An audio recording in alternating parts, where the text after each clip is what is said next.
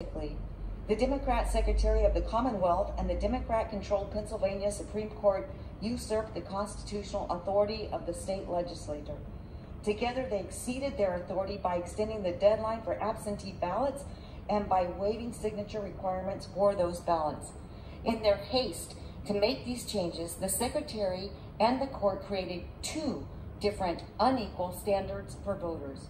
Pennsylvanians who chose to vote in person still had to have their signatures verified at their polling place, but those who chose to vote by mail did not. How is this process fair? This objection is about Pennsylvania, but it affects every state. As a state representative of New Mexico, Pennsylvania's unconstitutional actions disenfranchised my constituents and the constituents of my colleagues. It is my duty to give my constituents a voice. Signing these objections raises their concerns to the fullest extent my office allows. I again condemn this in strongest terms the violence that took place here yesterday. We have many issues to solve, including reforms to restore all Americans' faith in the fairness of our elections. I look forward to those serious, civil, and peaceful debates. And Madam Speaker, I yield the balance of my time to the gentleman from South Carolina. Thank you, gentlelady. This process we're going through today isn't about personalities. This isn't about Joe Biden or Donald Trump. As hard as some try to paint it that way, let me say the names of personalities don't matter. This is gravely about the Constitution of the United States. Almost 20 years ago, after the attacks on 9/11, Americans were persuaded to give up some of their constitutional liberties.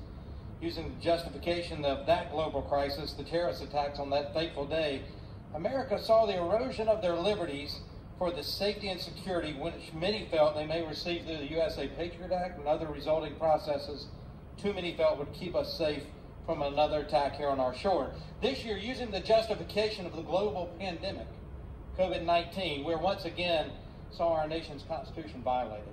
You see, the Constitution is clear in Article 2, Madam Speaker, that the power and duty to set the manner of national elections rests solely with the state legislatures. That power doesn't rest with us. That power doesn't rest in the hands of unelected county election officials, secretaries of state, or Supreme Courts, but rather in the hands of the state legislatures which pass laws setting the manner of elections held in their states. This year, using the extraordinary circumstance of the COVID-19 pandemic, we witnessed these duly passed laws circumvented and usurped time and again, not by having the laws changed in the respective state legislative bodies, but those laws arbitrarily and unilaterally changed by county clerks, secretaries of state, and in this case in Pennsylvania, an unelected or an elected Supreme Court, which is supposed to interpret the law, not make law. And when those non-legislative entities change the laws without getting the General Assemblies to change the law, in my opinion, the resulting ballots cast, either by mail or in person, those ballots were illegal under the law. Illegal ballots should not be counted, therefore the resulting electoral votes should be considered invalid. What bothers me is that so many of you are okay with that. That so many Americans, because their person won, you're okay with the manner in which that victory was gained. It's politics. Look, I get it.